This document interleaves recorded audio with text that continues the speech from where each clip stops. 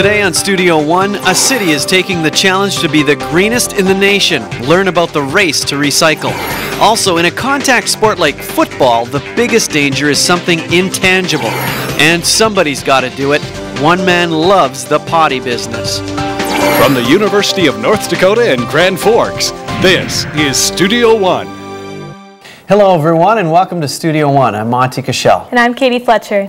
A lot of great information to share with you today, and one of our guests has an interesting past. He was a royal guardsman for Norway, for the Norwegian royal family. Okay, that seems like kind of a prestigious job, you know, guarding the noble and family. Actually a tourist attraction, I guess. A lot of people like taking pictures of these people. And well, similar to the guardsmen that guard the Buckingham Palace. Yes, with not the tall hats, but they do have different looking hats.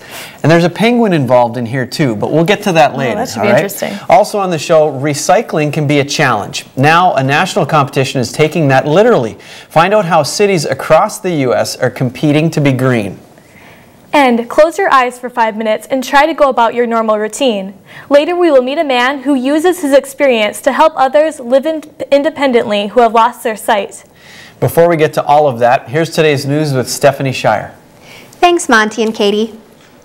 Secret Service officials are set to pay a visit to rocker Ted Nugent on April 19th. The visit is in regards to comments Nugent said on a video posted on YouTube. The video was shot at a National Rifle Association meeting held in St. Louis the previous weekend. The video, Nugent is heard saying, quote, "If Barack Obama becomes the president in November again, I will either be dead or in jail by this time next year." The incident continues to spark controversy as the musician had earlier endorsed Republican candidate Mitt Romney. Nugent says he understands the Secret Servicemen have a duty and salutes them and supports them.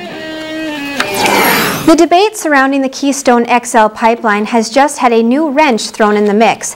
The builder TransCanada has proposed a new route through Nebraska. This is east of the initial route that was set to go over an environmentally sensitive aquifer, an underground layer of water. President Obama denied the permit for the original plans back in January. The pipeline is intended to carry between 500 to 700,000 barrels of crude oil a day from Canada to the Gulf Coast.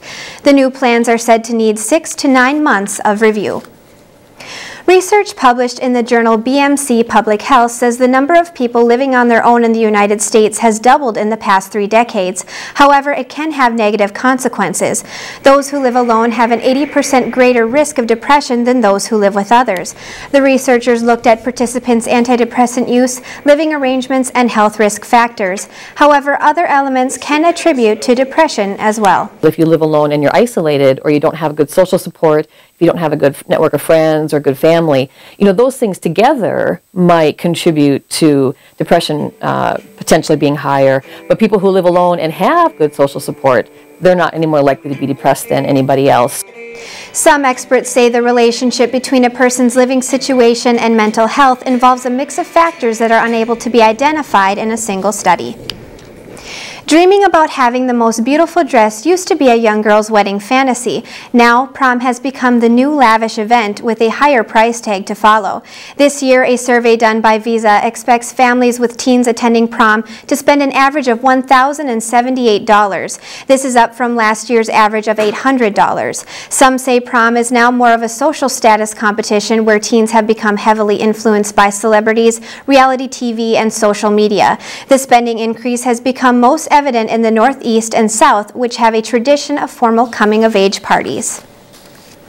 Reducing waste, cutting down on pollution, and lowering greenhouse gases are all benefits of recycling. Despite being advantageous, many people still refuse to reuse. Now representing itself on a national stage, one town wishes to walk off with a win in waste management. Reduce, reuse, and recycle are concepts this community does not take lightly. And starting in July, we want to hit this thing hard, so we hope that we're ready. This small Midwestern town is being recognized for something other than its friendly people. Thanks. The 50-state challenge. Each state in the country has one city representing its state in this program, and East Grand Forks was fortunate enough to be selected as Minnesota's participant. Waste Management is sponsoring a contest to find out which city is greenest in all of the land. The grand prize is $100,000 for the winning town to put towards a green project. Always good to have incentives, but the big thing is just continuing to get the word out that this is a very easy process, and you really do not have to go out of your way at all to help your community and to help the environment as a whole. Although contests are fun and lighthearted, being environmentally conscious is an important matter. The more recycled, the less it goes in the landfill, which is good for the environment and good for the pocketbook. The contest creators hope that this will revamp recycling, so when it comes to waste, reduce, reuse, and recycle. With photographer Devin Krinke, I'm Corey Robertson, Studio One. The Going Green contest starts July 1st and runs for 6 months. Many of the towns involved are different sizes, but will be measured by their participation. And that's the news for now. Monty and Katie. Thanks, Stephanie. You know, and they're making things easier too now. When you recycle, you used to have to separate them out a lot. Now you just throw them all in the same bin. Right, and it's great that it's encompassing a bunch of different things that you can recycle. Let's go to Kellen Peters now with weather news. He's going to talk about how a shuttle's last journey to space relates to weather. Thanks, Monty and Katie. That's right. You know, earlier this week, the Discovery made its final voyage from Cape Canaveral, Florida, all the way to Dulles International Airport. Now, the Discovery is now housed in the National Air and Space Museum in Washington, D.C. It was first launched back in 1984 and flew more missions than any other space shuttle. The Discovery's rich history includes 39 missions and the most crew members out of any other shuttle. If you combine all the time it's spent in space, it adds up to over a year. And the space shuttle helped build and assemble the International Space Station and release the Hubble Space Telescope. Now you're wondering, why is this significant at all? Well, the research and the weather forecasting that has been done has really helped contribute to agriculture and the economy and even just your daily activities. So as you can see, the space shuttle was transported up from Kennedy Space Center, almost piggyback style, if you want to call it, on a Boeing 747, all the way up to Dulles International Airport. Liftoffs began back in 1984. And the space shuttle accumulated over 148 million miles. So try putting that on in your car, in your garage. It helped assemble the Hubble Space Telescope and the International Space Station.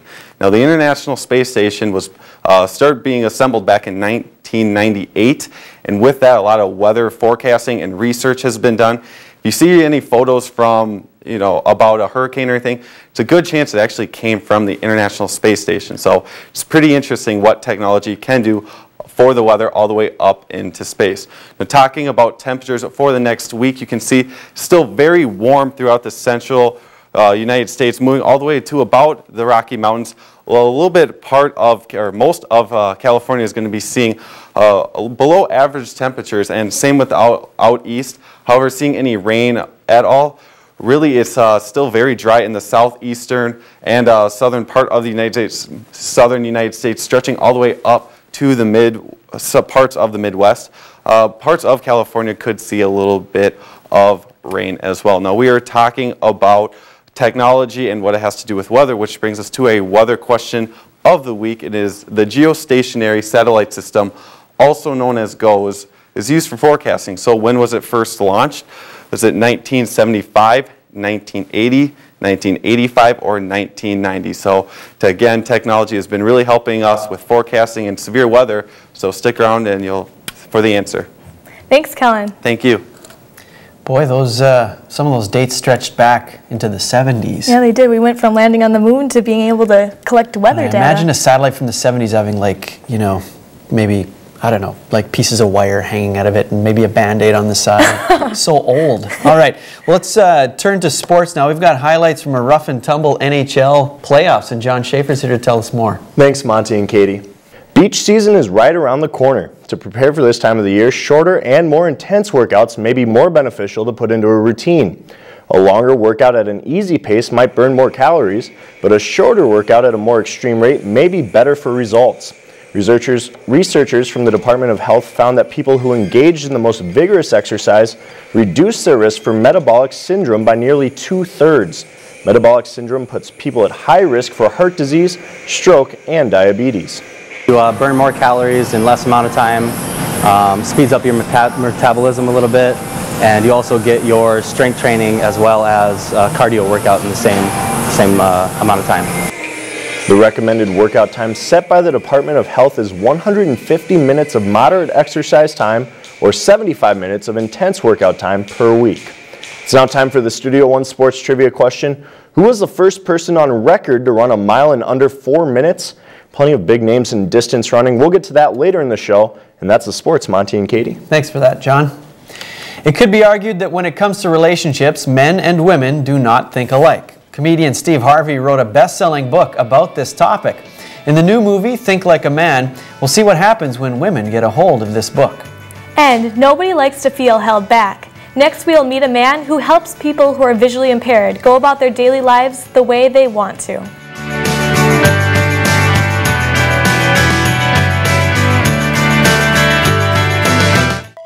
The University of North Dakota School of Medicine and Health Sciences is meeting the challenge of future healthcare workforce shortages. The state's only medical school produces the highest percentage of graduates nationwide who choose family medicine. Advanced degrees are also offered in basic medical sciences like anatomy and health professions like physical therapy. Students learn and train throughout the state. In that way, we really are North Dakota. Make your choice the UND School of Medicine and Health Sciences. At the University of North Dakota School of Engineering and Mines, improving the world is our project. This could be your next road. Our research helps heat your home without hurting the environment. You drink clean water because of my work. We push technology to improve quality of life. This field could fuel your car. Petroleum production can be more efficient. One day, my ideas will impact you. I am an engineer. Accounting at the University of North Dakota is more than just numbers. It's about maintaining a history of high-quality education and developing leaders in the accounting profession. While numbers stay the same, the UND accounting program continues to evolve. UND hosts one of the country's best accounting programs and now offers a master's degree in accountancy. Accounting at the University of North Dakota. Numbers accelerated.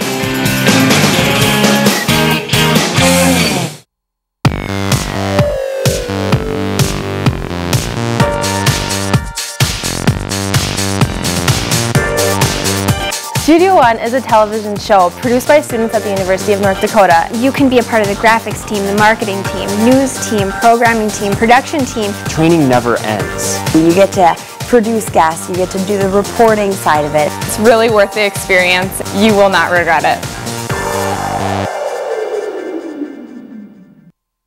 Help others live to their full potential. Improve clients' mental and physical well-being. Excel in one of the top healthcare careers of the future. Occupational therapy students at the University of North Dakota experience high-quality education in small classes. You have to come to 45 degrees, even in a normal motion pattern. Your healthcare career begins at the University of North Dakota.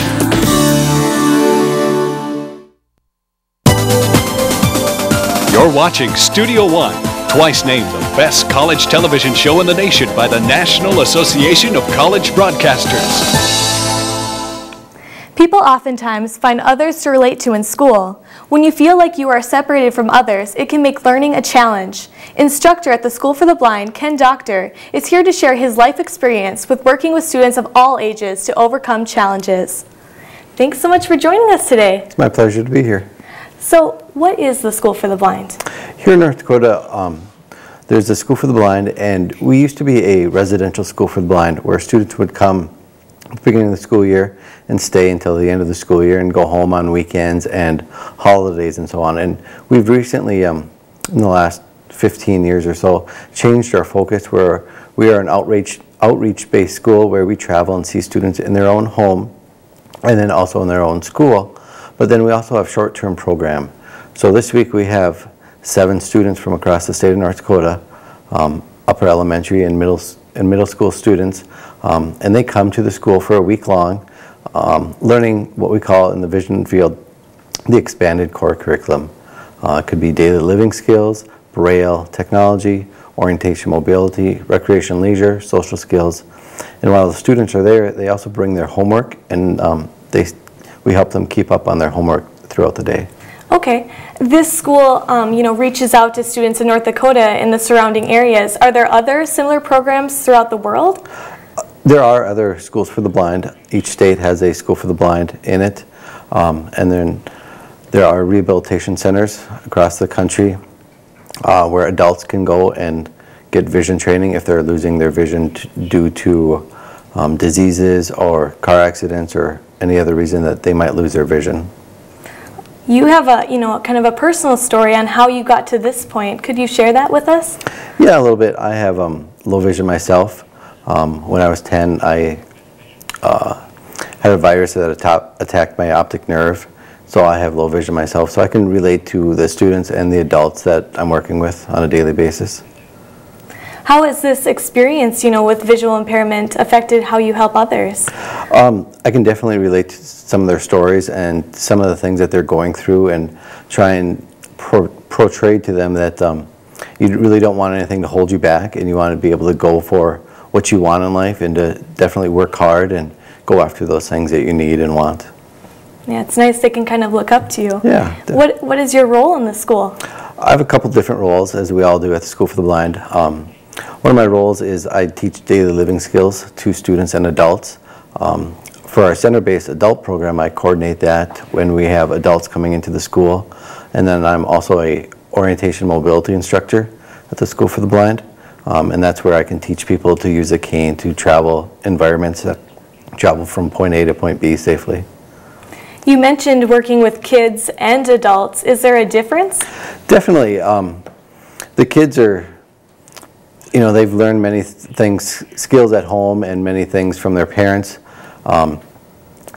where adults have, many times been independent for 40 years of their life. And when they're starting to lose their vision, they want to get back to their independence quickly, and they want to get back to their life where they knew it before their vision loss. So they're really working. Many times they want their things right away, and kids are sometimes a little more laid back. Right. I'm sure that's a hard transition for the adults. Definitely. What are some things that you do at the School for the Blind to, help them? I think one of the biggest areas that we teach is orientation mobility, is just teaching them how to maybe use a cane and to travel from point A to point B, as I said earlier. I think that's really important so they can, get out and go to a job, hopefully, go to the grocery store and get groceries. I think the other big area is technology, just being able to use a computer, being able to have access to the internet and have access to your email, and definitely daily living skills, being able to cook yourself a meal and coordinate your clothes, just identify if you're going to have tomato soup or chicken noodle soup, and how you might identify the different labels and foods in your house. We just actually watched a video where the kids at the School for the Blind were playing what looked like bocce ball to us. Could you kind of explain how you adapt the games so they can play? Sure. That game that they were playing was bocce ball, and we had a sound source by the Plino, which is the little ball that you throw your big bocce ball to. So the students that were totally blind can hear the sound source, and they can determine if they have to throw the ball far or if they throw it hard or soft to get to the Plino, so they can try and win the game. Sounds like fun. It definitely is. So you use technology at the School for the Blind, but I'm sure there's lots of technology out there. Could you kind of talk about some of this? There's lots of technology. There's some programs. One of the programs is JAWS, which is Job Access with Speech. So someone who's totally blind can read the computer monitor, will read what's on the computer monitor, and a person really doesn't use the mouse anymore. They just use keystrokes, which is kind of amazing. And then there's a program called Magic or Zoom Text, which are pretty much the same. And there, the screen can be enlarged, and it can also have speech. There's some other products. One's called the iBill, where you can place a paper currency into the iBill, and it will read what it is. So it sounds like technology has come a long way. Really quick, what is the most rewarding part about what you do? Some of the most rewarding things that I see is a couple weeks ago, a student went home and wanted to make lunch or Sunday supper for the family, and the mom called and said, what we made at school, that's what the student made at home, and the student was 11 years old, and it was very exciting to see that. That's great. Thanks so much for joining us today. Thank you. Coming up, the main threat in football training might not be other players. Find out the serious risk athletes take in preseason practices. Also, some jobs require a bit of dirty work. We'll meet a man who found happiness in an unlikely place.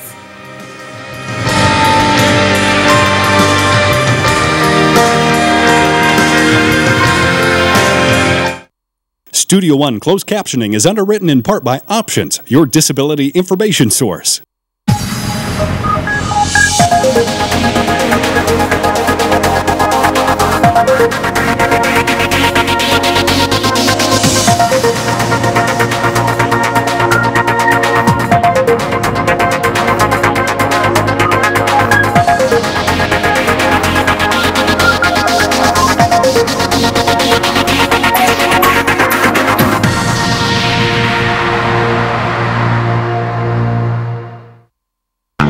What does cancer look like?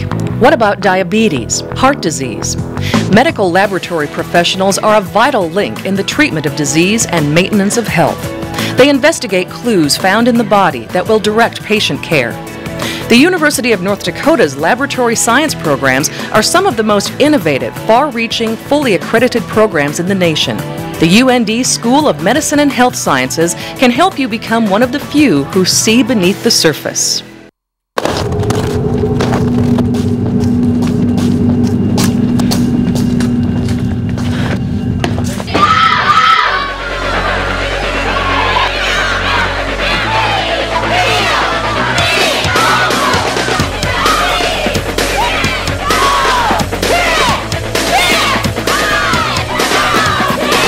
It's not the size of the woman in the fight. It's the size of the fight in the woman. This is a place where innovation abounds, a place where dreams come true, a place where creativity is a way of life, a place that fires our soul.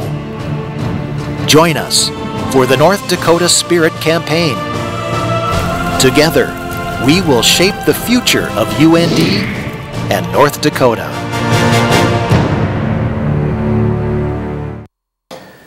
Women everywhere know it and say it. Men will be men. A well-known actor and comedian has written a book to try to help women in relationships. The book is the basis for the film Think Like a Man. It follows the lives of 4 different couples who are all friends. When the women discover a new advice book on men, they start taking its words to heart. Their game of love completely changes. Soon the men realize they have been betrayed by one of their own. They formulate a plot to take information from the book and use it against the women. This romantic comedy is based off Steve Harvey's best-selling advice book, Act Like a Lady. What prompted Harvey to write the book was his 4 daughters, who are all of dating age. I was just so tired of watching them come in the house thinking they had something and they really didn't. And I started sitting them down, telling them things about men. What he kept trying to give them was what he knew they didn't have, the male perspective. It's a view that a woman really never gets to look at. The movie stars Chris Brown, Gabrielle Union, and Kevin Hart. Think Like a Man comes to theaters Friday, April 20th with a PG-13 rating. Now it's time to look at the events happening in your area.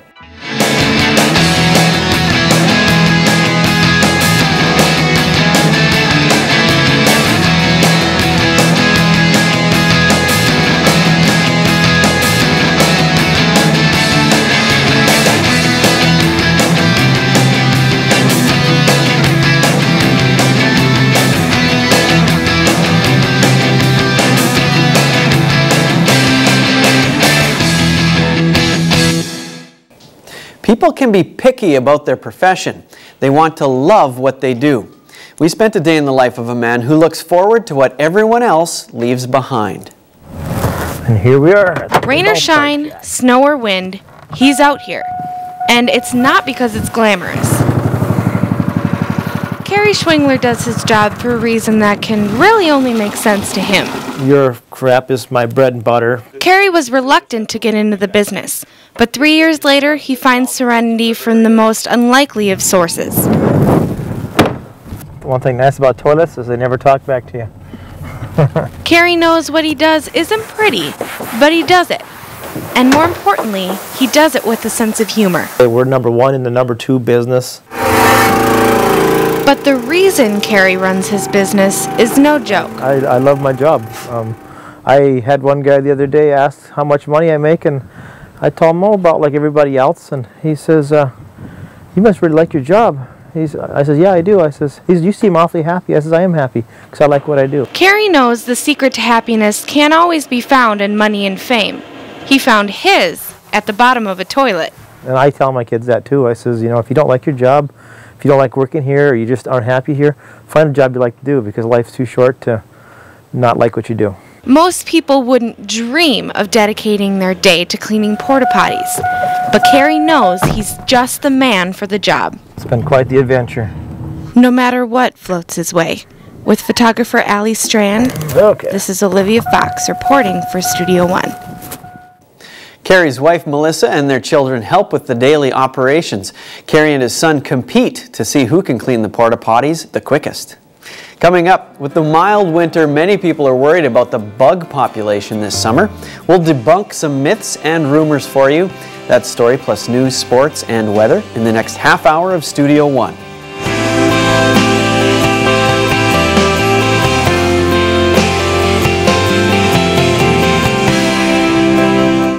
Closed captioning for Studio One is underwritten in part by NDAD, helping others to help themselves.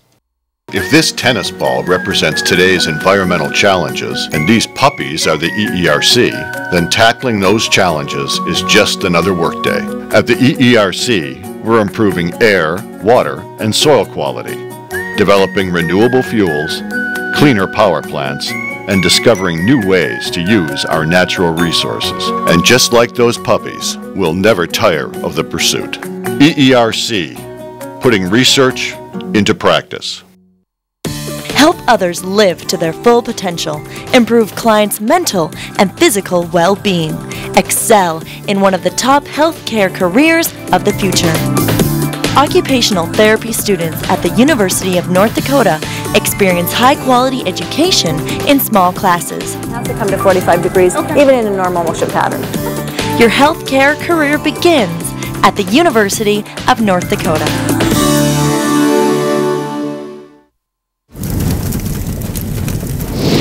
This is a place where innovation abounds, a place where dreams come true, a place where creativity is a way of life, a place that fires our soul. Join us for the North Dakota Spirit Campaign. Together, we will shape the future of UND and North Dakota. Your future depends on this moment.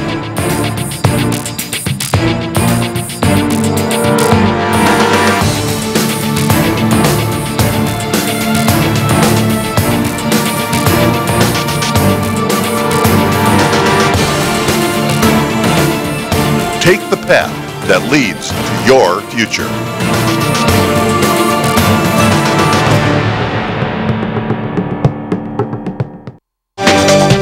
From the University of North Dakota in Grand Forks, this is Studio One.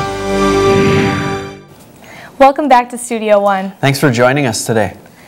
People have varying views, when it comes to how much control of government they want in their lives. Absolutely. Yeah, and there's a lot of debates going on right now, especially because of the election year. Right, and with Obama's healthcare reform, it brings up the debate over, the mandation of health insurance. Yeah, yep, that's a big one. They're talking in Washington right now about that exact thing. Right, some think it's unconstitutional, and others think, it'd lower the, amount of health insurance, the cost of health insurance. Sure. So we thought it'd be interesting to go out on the streets and get your thoughts, and if you think, the mandation of health insurance should be necessary. And we have some interesting answers for you, I promise. Coming up in the next 30 minutes on Studio One as well. Research shows kids play less and less outside. Find out why it's so important to get kids outdoors. And family history is passed down through generations. We'll meet a woman who remembers the important aviation legacy of her uncle. And most people are familiar with the British Royal Guards outside Buckingham Palace. Norway has a similar monarchy system. We'll talk to a former Norwegian Royal Guardsman. But first, here's today's news with Stephanie Shire. Thanks, Monty and Katie. Legendary television host and producer Dick Clark passed away April 18th. The 82-year-old died of a heart attack during an outpatient procedure in Santa Monica. Clark was the host of American Bandstand and New Year's Rockin' Eve for more than 3 decades. In spite of attitudes in the 1950s, Clark promoted African-American artists while host of American Bandstand. Clark won 6 Daytime Emmy Awards and was known as America's oldest teenager. He also proved to be a successful businessman when he turned his Dick Clark Productions into a multi-million-dollar media empire. The brightness of the planet Venus is enough to fool even the professionals. An Air Canada pilot flying to Switzerland mistakenly took the planet as another plane last January. During the flight, the first officer took in a loud nap and overslept. When he awoke, the disoriented pilot saw the bright planet Venus and nosedived the plane several hundred feet, thinking it was another plane. Many passengers did not have on seatbelts and were slammed into the ceiling and overhead bins. 14 passengers and 2 flight attendants had minor injuries. The airline initially blamed turbulence for the problem with the flight. The CDC says more than 1/3 of the U.S. adults and approximately 17% of children are obese, but a new study shows we could be measuring obesity wrong and the correct number is much higher. Traditionally, body mass index has been used to diagnose a person's body fat percent. A study by the NYU School of Medicine have found BMI only estimates body fat and doesn't directly measure it. Body fat was underestimated by an average of 4 points. People who lose muscle mass are often known to be overweight according to BMI, but they are actually obese. The biggest limitation with BMI is it doesn't account for the fact that some of your weight comes from your muscle mass and some of your weight comes from actual fat. So muscle mass weighs more than fat, so that's why it's not as accurate as it could be. Some patients are told they are fit and thin, but actually are carrying a lot of fat and little muscle. I scream, you scream, we all scream for bacon? Burger King has recently hosted a new menu item, a bacon ice cream sundae. This dessert includes vanilla ice cream, chocolate syrup, caramel sauce, and a crispy strip of bacon to top it off. They are not the first chain to indulge in odd combos of food. Pizza Hut in the United Kingdom now offers hot dog stuffed pizza. A slice of plain stuffed crust pizza contains about 265 calories, and a hot dog contains about 170 calories. An official calorie count for the pizza has not been listed. Pizza Hut says that you won't see that menu option on this side of the Atlantic anytime soon. Hide and seek and playing in the sandbox might turn into the games of the past. Less children are playing outside, and experts say it's crucial to development. For families across the country, it can be hard to compete with the excitement of online games and electronic entertainment.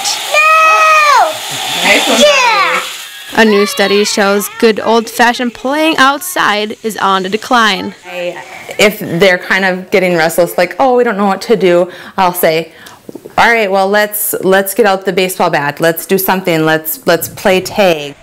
Erica is not alone in trying to get her children outside more often.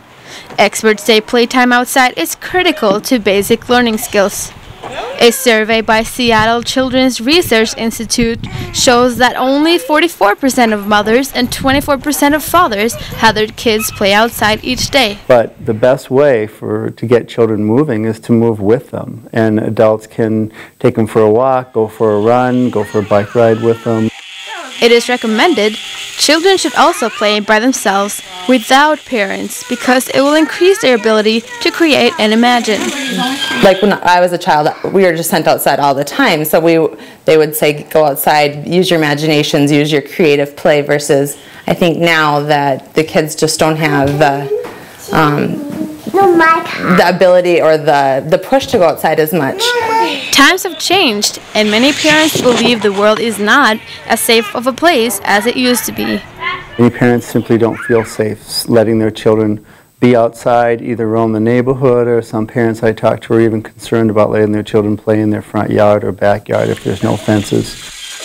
Whether it's safety concerns or lack of interest, for many parents, the idea of taking their kids outside is becoming make-believe. I'm Cecilia Engseth, reporting for Studio One. The National Association for Sport and Physical Education suggests children get at least 1 hour of physical activity per day. And that's the news for now. Monty and Katie. Thanks, Stephanie. It's always fun to go outside. Oh yeah, get some fresh air. Here's a stick. Go play with a stick. right? Lots of fun. You can use your imagination. That's right. Let's go to Kellen Peters now with the weather news. He's going to talk about some windy conditions that have happened in the south. Thanks, Monty and Katie. You know, last weekend, thunderstorms were sweeping through all the way from Minnesota down to Texas, and actually in Oklahoma, there was tornado damage that actually caused damage to an airplane manufacturing plant. There were workers working. Thankfully, no one was injured. Other areas included Wichita, Kansas, that a lot of devastation occurred throughout the city in the overnight hours. And you can see that cleanup crews were working around the clock hours looking for any debris to clean up. Now, it's interesting looking exactly what is going on with the National Weather Service and what happened. Now, this year is the first time they've given a 24-hour notice in advance of a high-risk tornado outbreak. And this is the second time they use it. And you can see that this high-risk area was where the Woodward and Kansas were located for these tornadoes. And another change that they have been doing is using more blunt or straightforward words describing the tornado warning, saying it is catastrophic or more life-threatening. Obviously, tornado warnings should never be taken lightly, so it's always safe to seek shelter. Now, with the springtime weather, a lot of severe weather is happening, but with the nice weather, there's another battle going on as well. As spring and almost summer-like temperatures arrive, so do the springtime bugs. We've heard some reports of some adult mosquitoes flying around, and the species that we're seeing right now are mosquitoes that overwinter as adults. These early mosquitoes can be more than just a nuisance. They can increase the chance of spreading diseases such as the West Nile virus. And there's a certain species of mosquito that's more common for transmitting that virus, and it's one common in this area. We ramp up our program so that we can target that mosquito, and we want to do all we can to keep the risk at a minimum. And with the mild winter, many people are wondering if there will be more mosquitoes this year. Will we have a lot of mosquitoes this year? That's too hard to predict. I can say that if we have a lot of rain, we're going to have more mosquitoes. And where the rain goes is where mosquito control begins. Sites where mosquitoes can be found are identified using above-ground traps. Crews are then dispatched with a chemical that kills the mosquitoes. Crews that are out treating these sites, they'll inspect them and then treat them with a larvicide, and so we prevent the mosquito from hatching off of the water. And the work done out of sight keeps the mosquitoes out of mind. With photographer Brian Gendro, this is Tim Ullman reporting for Studio One. Now, the spray that you were seeing only keeps the bugs down for usually around 48 hours. So it's a process that needs to occur on a weekly or a few times on a weekly basis. Now, earlier in the show, we were talking about technology with the weather, which goes back to our weather question. Is the geostationary satellite system, also known as GOES, is used for forecasting. And when was it first launched? Was it 1975, 1980, 1985, or 1990? With the answer at 1975. And yes, this was before the Space Shuttle program. They were launching these satellites with unmanned rockets. Thanks, Kellen. Thank you. All right, 75. It's been helping weather predictors for a long time. Long time. Hopefully a long time to come, too. We like getting that weather ahead of time. All right, well, let's turn to sports one last time, and John Schaefer. Thanks, Monty and Katie. Before the season starts, many football teams face a tough opponent, but trying to beat the heat can be dangerous. Football is normally associated with crisp autumn days, but with preseason training, heat is becoming a problem. In August, we'll go in the morning, and then in the afternoon, we'll go around 3, 4 o'clock in the afternoon in the heat of the day, but we're typically not in full pads at that point in time. A study by the University of Georgia shows heat-related deaths in high school and college football players has nearly tripled in the last 20 years. Heat illness rates are highest in the southeast. When they get into this, they're exerting more energy with pads on. That's the other factor, and that's why this is more dangerous in the fall.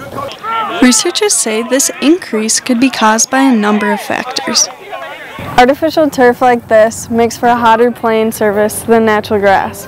Also, overtraining in hot summer months or even having higher BMIs can contribute to the increase. The best thing is to educate them that, hey, that's the time to get hydrated.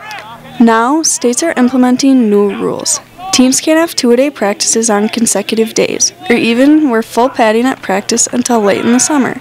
Experts say there's no magic number to indicate a threshold, But coaches should stay aware of the temperatures, keep their players hydrated, and know the warning signs of heat illnesses. With photographer Corey Robertson, I'm Chelsea Grover reporting for Studio One Sports. Last summer, high school or college football teams had 7 heat-related deaths. Now the answer to this week's Studio One Sports Trivia question: who was the first person on record to run a mile in under 4 minutes? The answer is B, Roger Bannister. He ran in 3 minutes, 59.4 seconds in 1954, a time where people thought it was impossible. That's the sports, Monty and Katie. Thanks a lot, John. Mandatory health insurance is one of the current political controversies. Some say the mandate would bring higher quality of care. Others believe it should be their choice to buy. We wanted your thoughts on whether health insurance should be mandatory, and your answers are still to come. Also, Carl Ben Eielson was the first man to cross the Arctic Ocean in an airplane. We'll see how this legacy is remembered.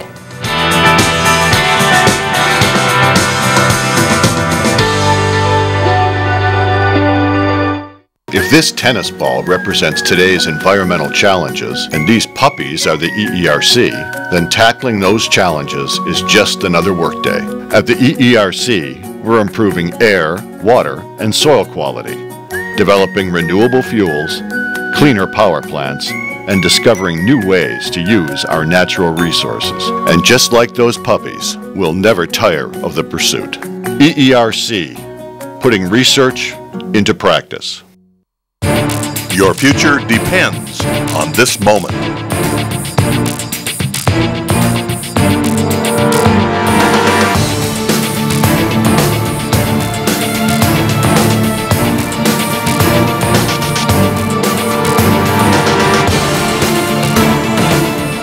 Take the path that leads to your future.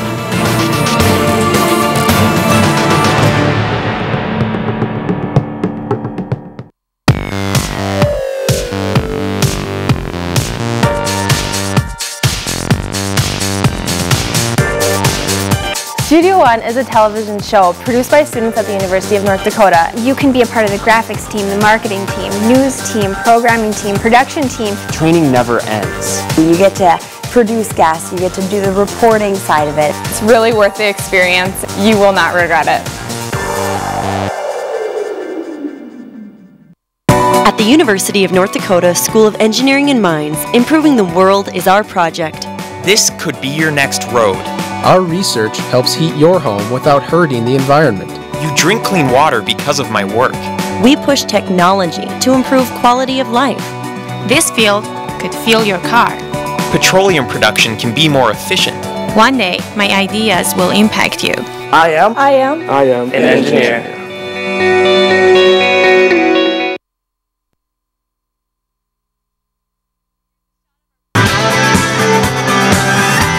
A shot of our wonderful studio audience, including a group from Roseau High School. In small-town America, there are hidden stories of the past. We found a house on the plains that tells a story of a pioneer of a different kind. Are you coming? Eileen Merck has given many tours in this house. Climb on the windmill, I guess, and sit up there and pretend he was flying. The 91-year-old woman makes sure her uncle's history is remembered. She's tried very hard to keep Carl Ben's legacy alive. And she's done a good job of it. Very good job. Eileen's uncle was the first to cross the Arctic Ocean in an airplane. He was recognized by President Hoover and his good friend, the Arctic legend, Roald Amundsen. It shows Amundsen pinning the medal, the highest medal they have in Norway, on Wilkins, and pinning the medal on Ben. The fame didn't stop Ben from flying, and in November 1929, his plane went missing over Arctic Siberia. They said that from the condition of the wreckage, they knew, of course, they would not be alive because it had been several months that they were missing. Eileen's grandfather had one last wish for his son. He should be in Hatton by his mother. Those Badlands, too, have reason now for pride. He topped the skies. Rough Riders how to ride. Thanks to Eileen Merck, Ben's history flies into eternity. Doug Amdam for Studio One. Eileen turned her uncle's childhood home into a museum. The original aircraft used in the first attempt to cross the Arctic Ocean can also be viewed. Sir Hubert Wilkins gave the plane to the Eielson family after the accident in 1929. The Affordable Care Act of 2010 requires everyone to have some kind of health insurance. People without could face a serious tax penalty. In Washington, they are debating if this mandate is constitutional. We wanted your thoughts on whether health insurance should be made mandatory. Well, I don't know if a tax penalty would solve the problem. I think that they should be responsible for their medical bills, and that's a penalty enough. You know, there's two sides of that coin. If they can't afford the insurance, how do you think they're going to afford the tax penalty? I mean, that doesn't make any sense to me. I don't know why someone would not want to have health care, but it's a personal choice. It shouldn't be mandatory. Take it out of our taxes and let everyone get free health care. Kind of like how Canada does it. Those funds could be used for, say, opening up a small clinic that would charge people a little less. I think it's illegal to infringe upon the American people health insurance. I think it's up to them whether they have a choice to have insurance or not. And to make it mandatory, I think, is illegal. I think it goes against our Constitution and our rights and freedoms as Americans.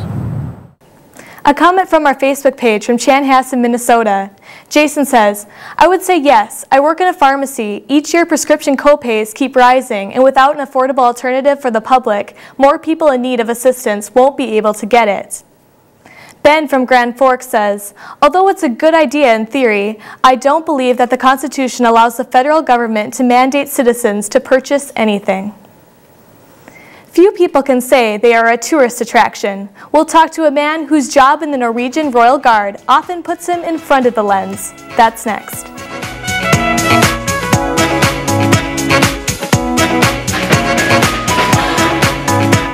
Closed captioning for Studio One is underwritten in part by the Listen Center, where meeting friends at Listen is a groovy thing to do and has been since the days of Woodstock.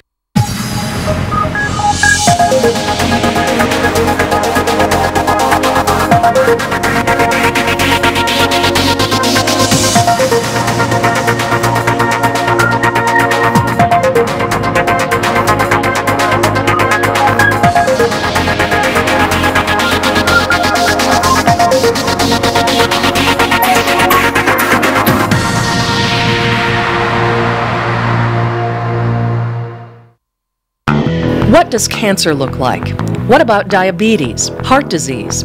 Medical laboratory professionals are a vital link in the treatment of disease and maintenance of health.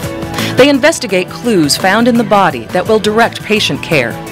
The University of North Dakota's laboratory science programs are some of the most innovative, far-reaching, fully accredited programs in the nation. The UND School of Medicine and Health Sciences can help you become one of the few who see beneath the surface.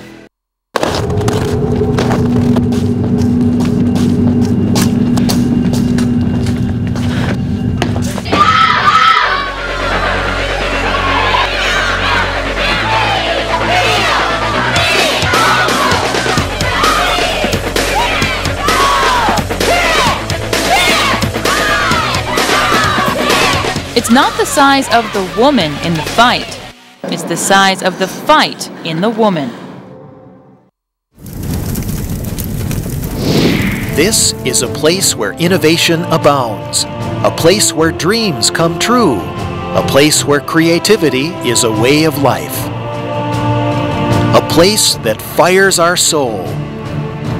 Join us for the North Dakota Spirit Campaign. Together, we will shape the future of UND and North Dakota.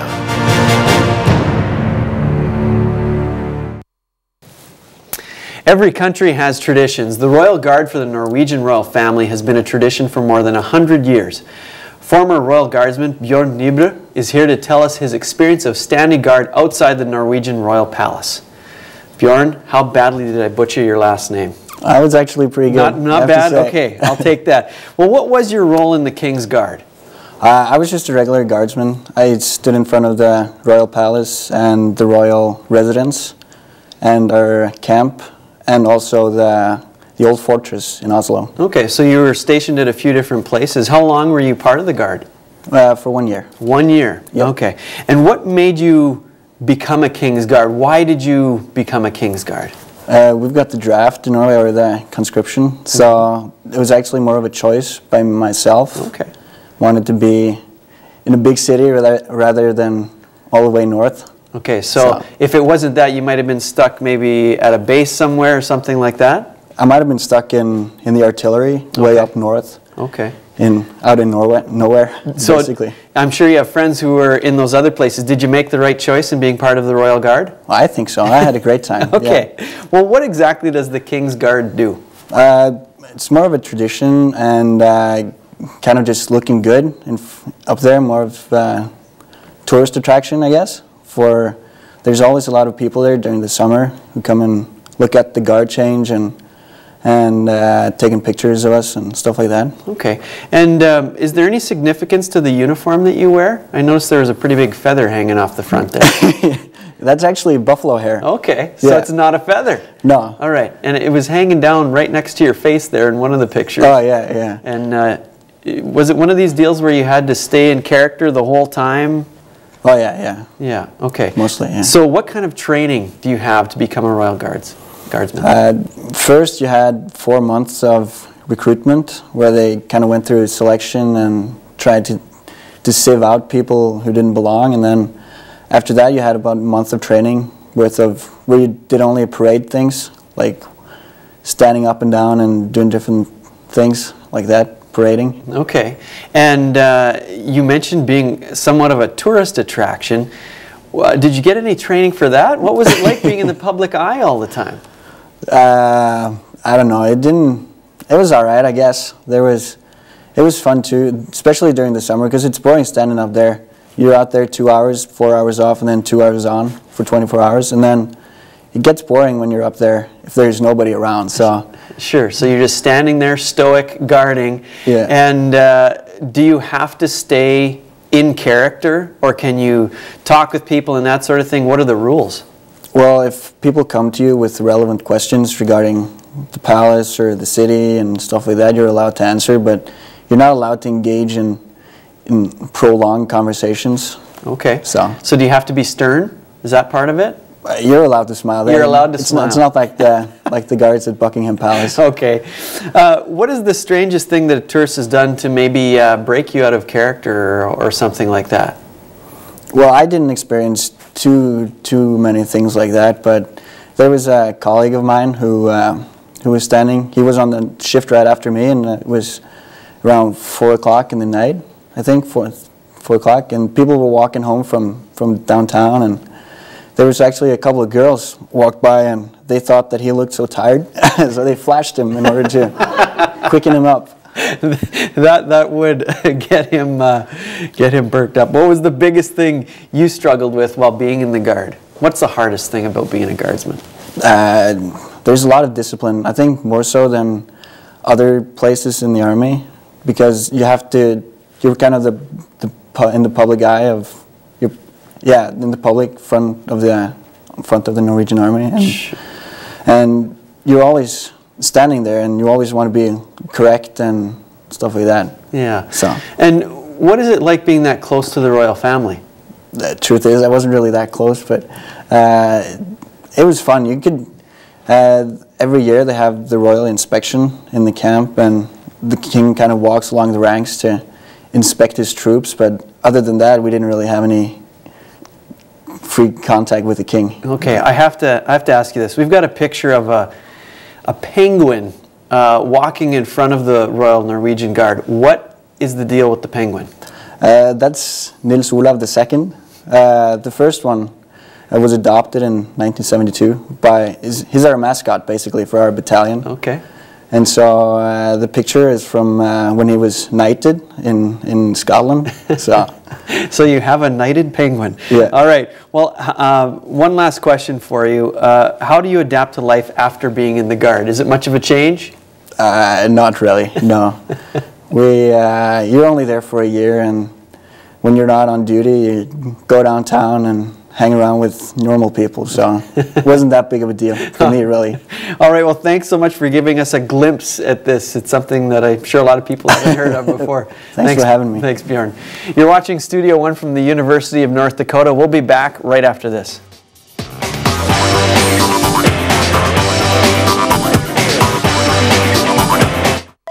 The University of North Dakota School of Medicine and Health Sciences is meeting the challenge of future healthcare workforce shortages. The state's only medical school produces the highest percentage of graduates nationwide who choose family medicine. Advanced degrees are also offered in basic medical sciences like anatomy and health professions like physical therapy. Students learn and train throughout the state. In that way, we really are North Dakota.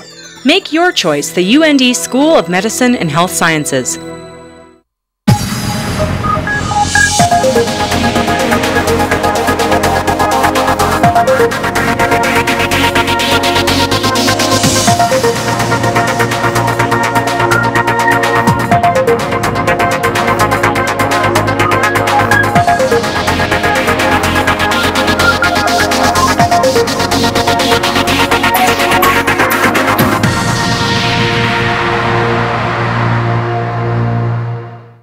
If this tennis ball represents today's environmental challenges and these puppies are the EERC, then tackling those challenges is just another workday.